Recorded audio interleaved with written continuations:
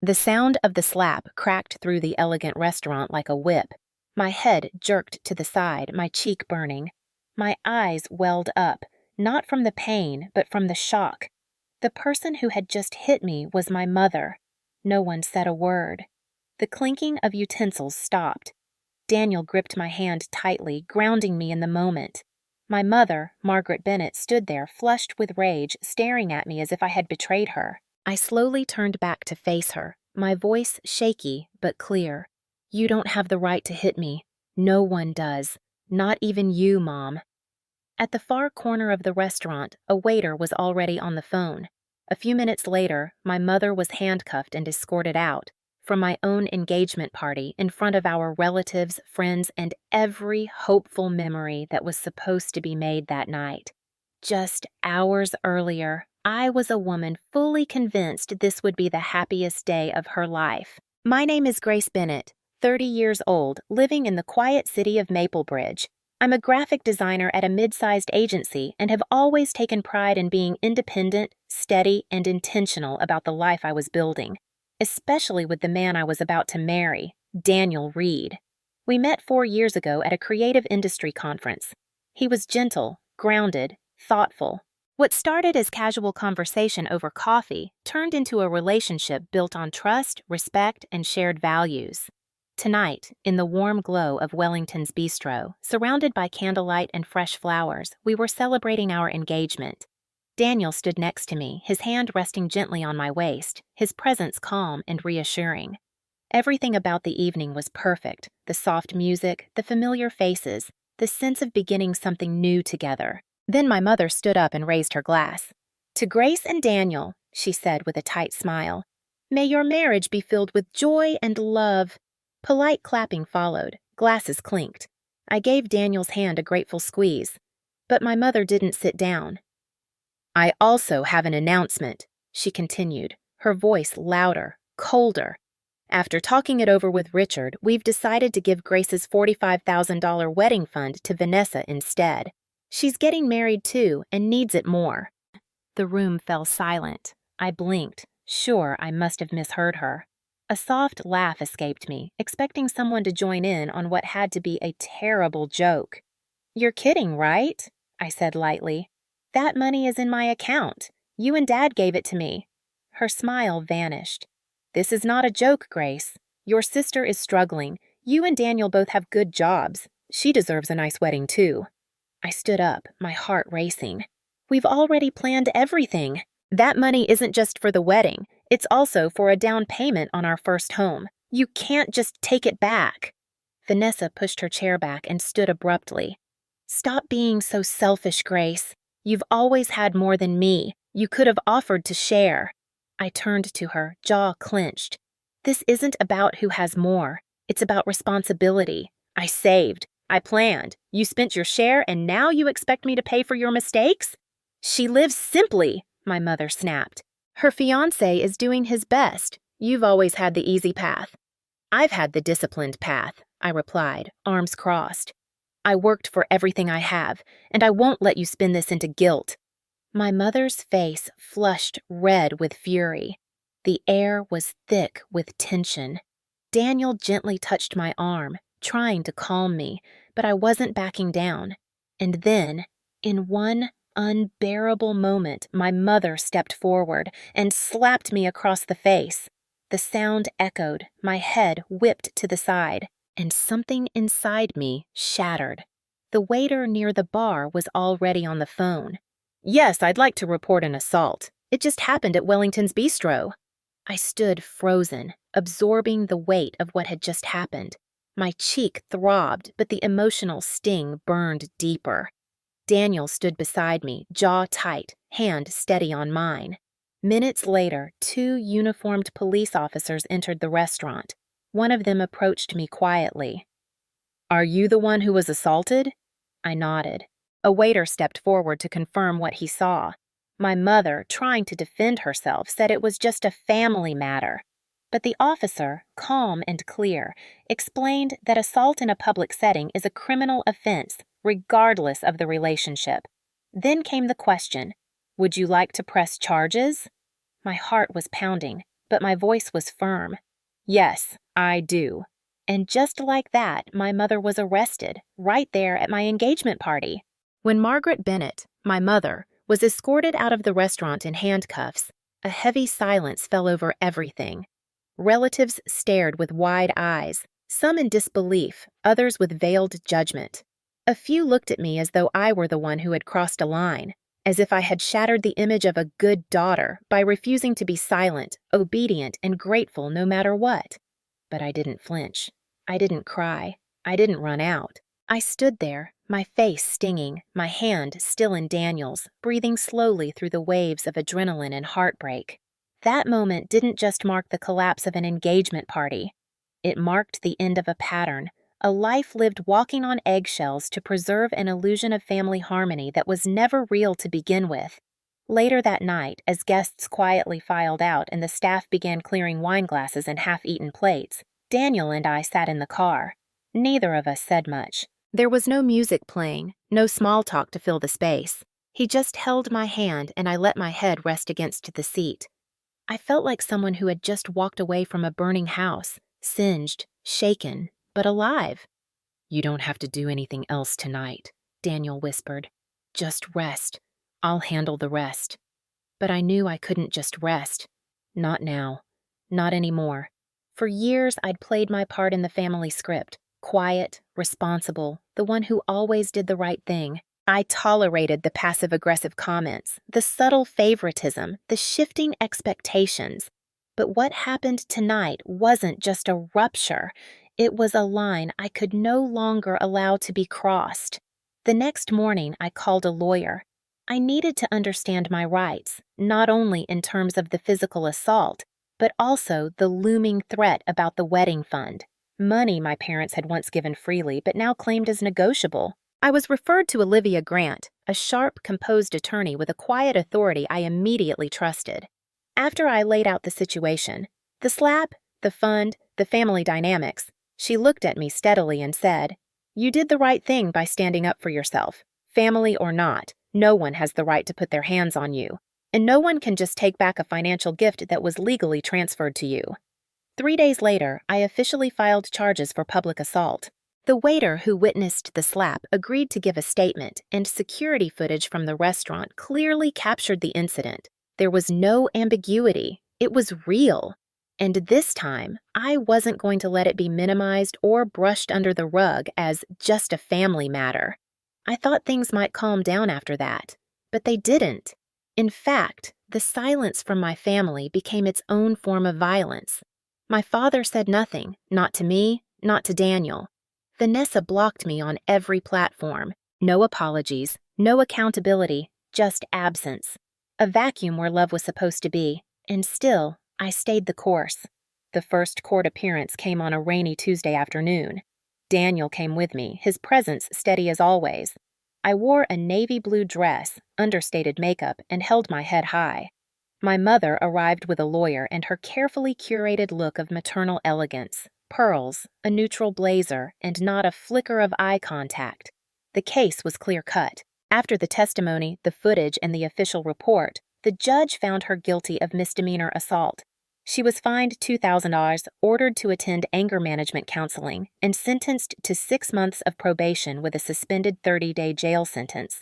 She got off easy, probably because it was her first offense and because I hadn't pressed for more. When the judge asked if I had anything to say, I stood, looked directly at my mother, and said, "I never thought I'd have to face my mother in court, but no one, no matter their title or role, gets to hurt me and walk away without consequence."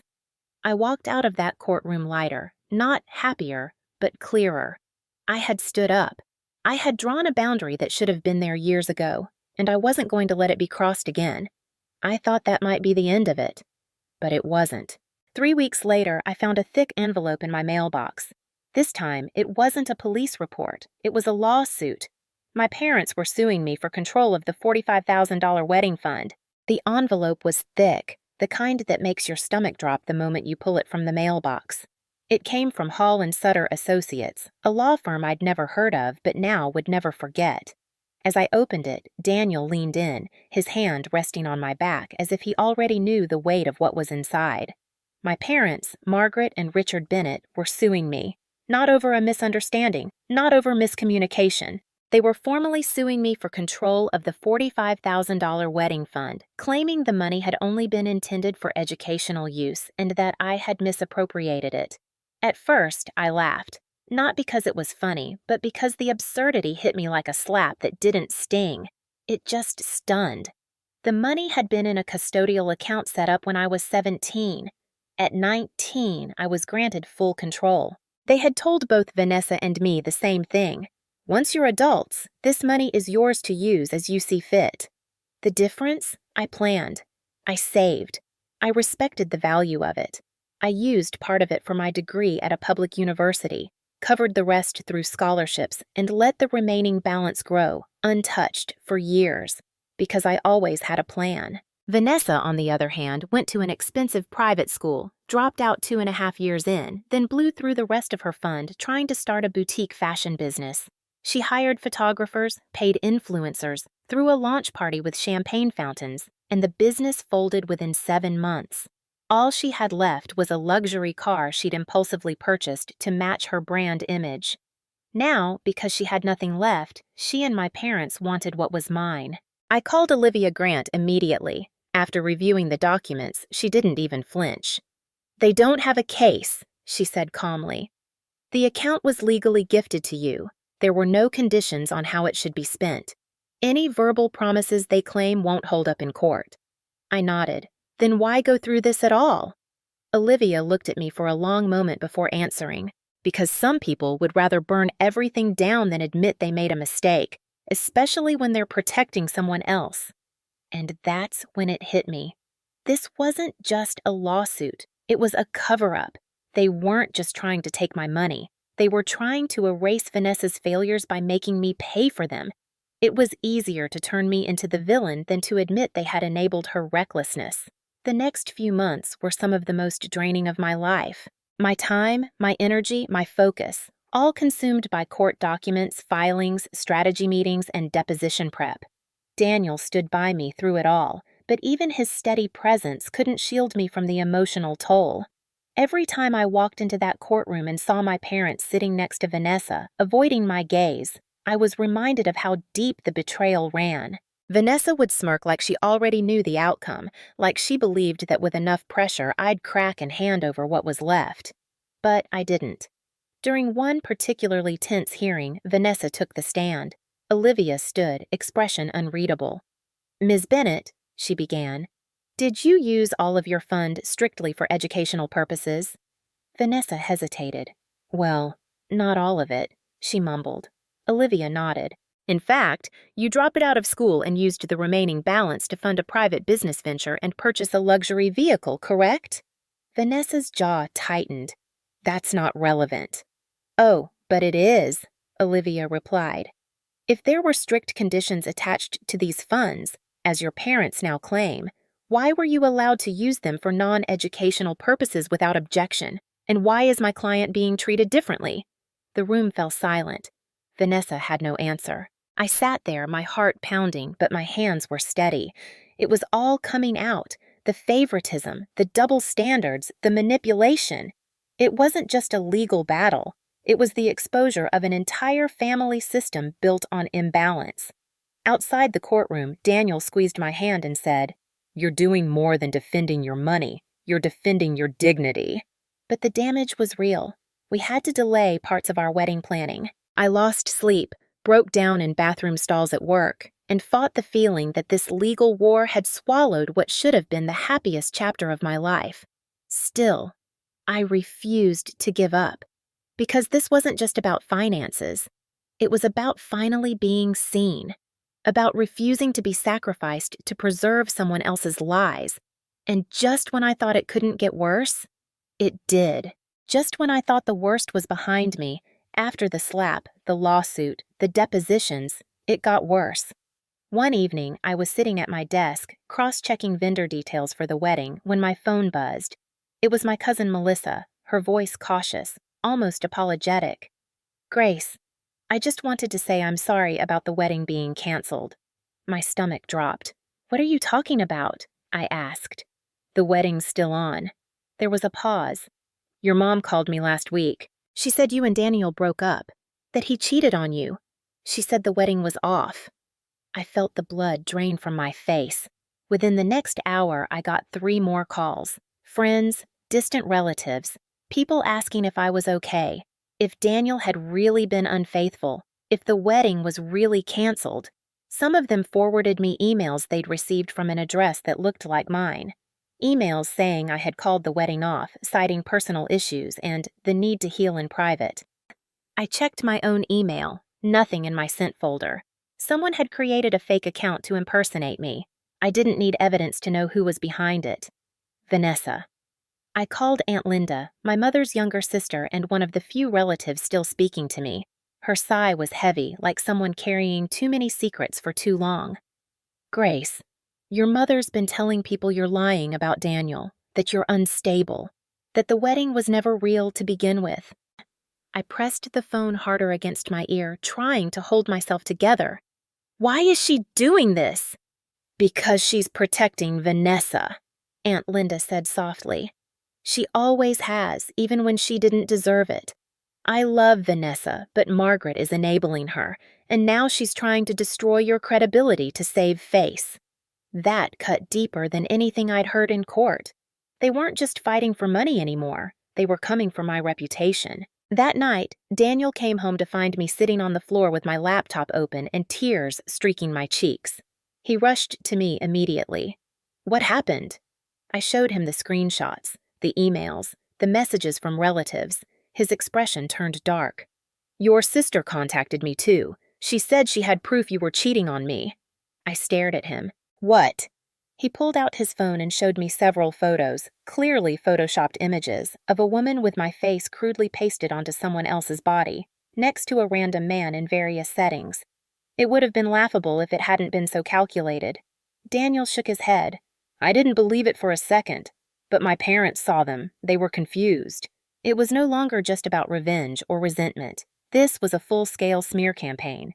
We took immediate action. We hired a security team to manage our wedding. We sent instructions to the venue, complete with photos of Margaret, Richard, and Vanessa, instructing staff to deny entry to any of them under any circumstances. We changed the time of the ceremony. We locked down the guest list. We notified all vendors. On the morning of the wedding, I woke up with a strange mix of calm and dread, not because I doubted Daniel or our love, but because I no longer trusted the world I used to call family. I slipped into my dress, adjusted my veil, and looked in the mirror. I didn't see a broken daughter. I saw a woman who had survived. At 2:15 p.m., a knock came at the bridal suite. One of the security guards stepped in, speaking in a low voice. Miss Bennett, we've just detained a young woman trying to sneak in through the service entrance. She matches one of the photos you gave us, your sister, Vanessa. My pulse quickened. Was she alone? Yes, but she was carrying a tote bag. When we opened it, we found a large can of red paint. I couldn't speak for a moment. She had come to destroy my wedding. My dress, the venue, the photos, everything. Do you want us to call the sheriff? The guard asked. I could have said yes. I had every reason to involve the police again. But it was my wedding day. No, I said quietly. Just remove her. Make sure she doesn't come back, and check the perimeter for my parents. He nodded and left. I sat down, breath shaky, on the edge of the vanity bench. My best friend Isabel knelt beside me. What happened? She whispered. I met her eyes. Vanessa tried to sneak in with a can of paint. Isabel's face darkened. Then that means you won. They couldn't stop your happiness, so they tried to ruin it. But you stopped them. Now go marry the man who stood by you through all of it. I took a deep breath, and I stood. I stepped out into the garden, the lace of my veil catching the sunlight, the wind brushing softly against my skin. Rows of white chairs lined the lawn, petals scattered gently along the aisle. Music played, subtle, elegant, and at the end of it all stood Daniel, his eyes fixed only on me, as if the chaos of the last few months had never happened. For a brief moment, everything felt still. No lawsuits, no false emails, no red paint, no betrayal, just the quiet certainty of love. My Uncle David, my father's brother, stood beside me, ready to walk me down the aisle. He had offered the moment I told him what had happened with my parents. He didn't hesitate, and today he showed up, not just in presence, but in spirit. "You ready?" he asked, his voice warm.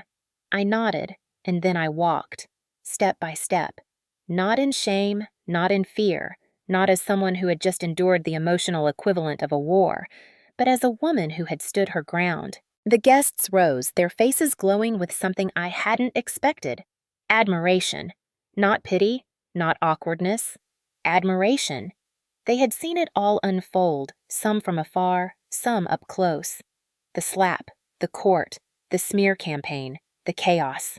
And now they were witnessing what remained. Me. Intact. Glowing. Not despite it all, but because of it. When I reached Daniel, he took my hands in his without hesitation, pulling me slightly closer, as if to say, "We're here." They didn't win.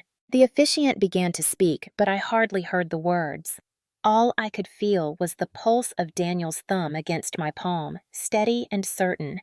When it was time for our vows, Daniel looked at me, his voice strong but trembling at the edges. "I've seen you fight for your peace, for your dignity, for your future, and I promise, from this day on, you'll never fight alone again."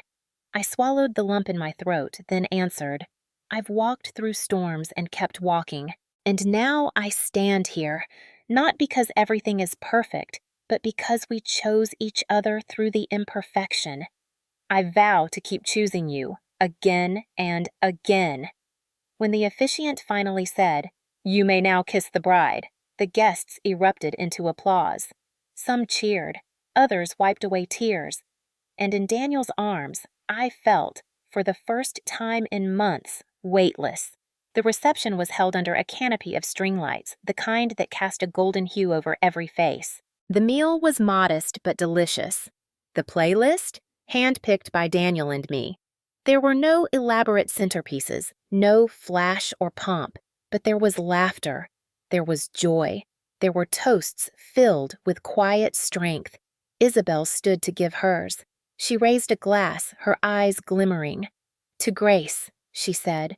"To the woman who reminded us all that boundaries are not bitterness, that standing up for yourself is not selfish, and that real love never asks you to shrink." I cried. Not the kind of crying that comes from pain, but the kind that comes when your soul exhales for the first time in too long. Later that night, Daniel and I slipped away. No sparklers, no send-off parade.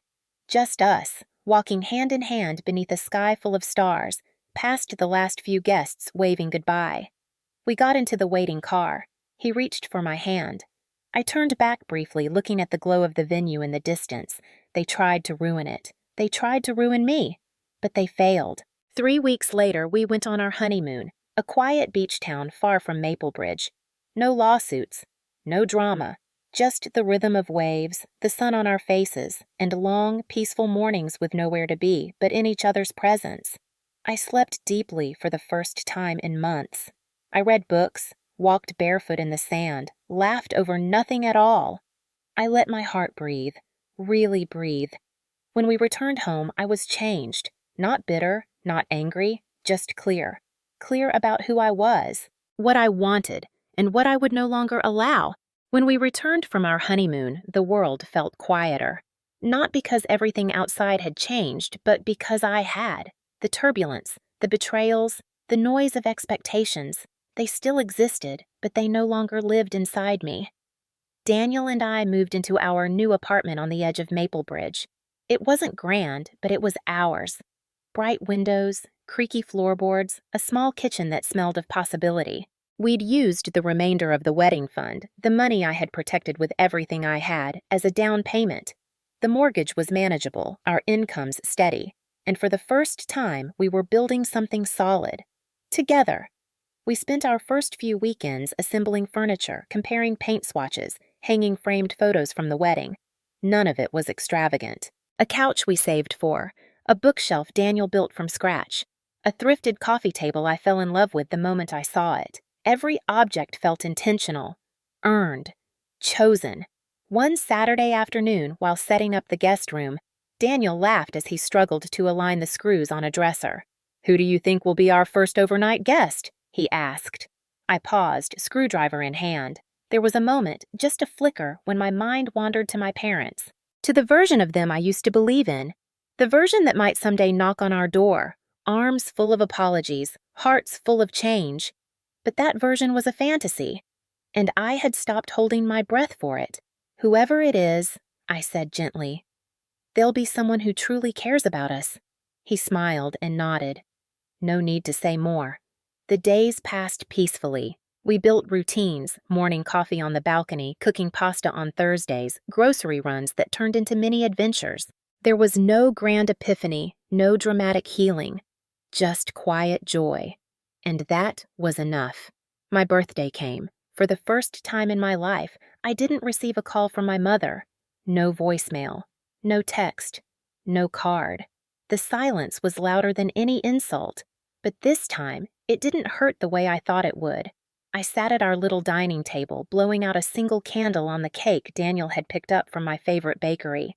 As I closed my eyes, I didn't wish for reconciliation. I wished for more moments like this, simple, honest, safe. Holidays came and went, no invites, no messages. And still, my heart felt light. We spent Thanksgiving with friends, Christmas in matching pajamas on the couch, New Year's watching old movies and sharing quiet resolutions. Sometimes I'd hear things, through mutual acquaintances, distant relatives, the occasional awkward conversation at the grocery store. Vanessa's marriage had begun to unravel. My parents were struggling to repay the massive loan they'd taken out for her wedding. The fairy tale had wilted. The shine had worn off. I didn't celebrate their struggles.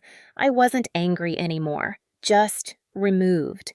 One day, at the grocery store, I ran into Rachel, another cousin who had always been kind to me. "Did you hear?" she asked carefully. "Your parents had to sell some assets. That wedding put them into serious debt." I nodded. "I figured." "Sir?" She hesitated, then asked, "If Vanessa invites you to her next event, would you go?" I met her gaze. "She tried to ruin my wedding with a can of paint. So, no, I wouldn't. But it's not about revenge. It's about boundaries." Rachel nodded slowly. "I get it. I think a lot more people do now." That stayed with me. For a long time, I'd been the black sheep, the cold one, the daughter who refused to fall in line. But now, people were beginning to see the truth. Not because I shouted it, but because I stood in it, quietly and consistently. Daniel and I continued building our life. It wasn't perfect. We still argued about what movie to watch, burned the occasional dinner, forgot laundry in the washer too long. But it was ours, built not on tradition or expectations, but on respect and clarity. And the most beautiful part? I had peace.